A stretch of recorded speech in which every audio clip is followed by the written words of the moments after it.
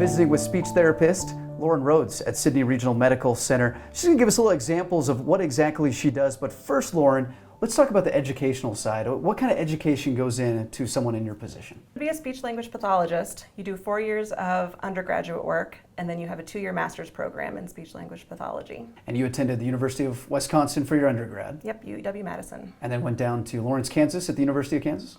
I actually went to the University of Kansas for my undergrad and then did my master's at UW. Okay. What drew you to UW for the master's? It's just a really nice program, a good general program. I had the opportunity to do a little bit of everything there. And you made your way to Sidney, Nebraska here at SRMC. How did that path go? How did you end up at SRMC and what drew you here? So being at a rural hospital as the only SLP, I kind of get to do a little bit of everything, which I really love. And at bigger hospitals, you usually have to specialize in one thing or another. What do you do on a day-to-day basis? It really varies, from one day to the next. I work with individuals across the lifespan. So one day I might have more little kiddos, little toddlers, our late talkers and kids who are having trouble with their sounds. And then another day I might have more older folks who've had strokes and are kind of retraining their brains how to talk and how to communicate. And now you're treating me as your patient today as I come into SRMC. Actually, I had to take a speech class when I was in 2nd grade. I had to actually visit with a speech therapist, learn about the THs and the S's. I remember I had to do that too. Is that something you kind of do too? Do you help out with that side, or is it more kind of that medical side of it?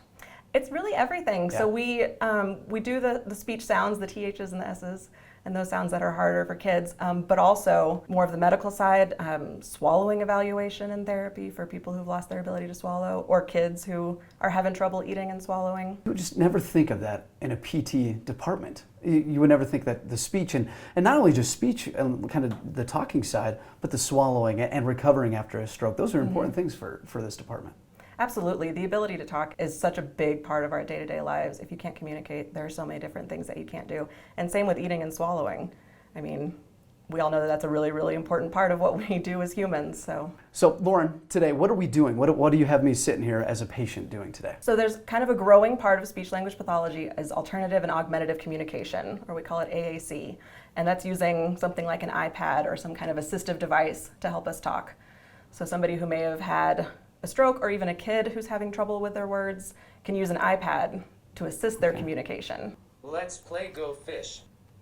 Do you have any queens? Go fish. Your turn. Do you have any sixes? Go fish. I win. Well, I feel like you cheated, but that's all right. No, so Lauren, this is a pretty easy way to really communicate. I mean, this was just go fish, but all the options you were just clicking through, there's all kinds of things you can do on it. AAC is really an amazing technology that we're developing in speech therapy for kiddos all the way up to end of life. And they've got all sorts of accessories, eye gaze systems, different buttons and switches. So when you use something like this at a kid's age, or maybe unfortunately someone went through a stroke, does this help them kind of learn and use those words, or is this more just used as a communication tool at their point? Really, anywhere along the range, you can use it to just augment your verbal speech, or if you lose speech entirely, you can use it as an entire communication system. Thank you, Lauren, for your time. I really appreciate it. And this has been today's Healthcare Highlights segment. Learn more at sydneyrmc.com.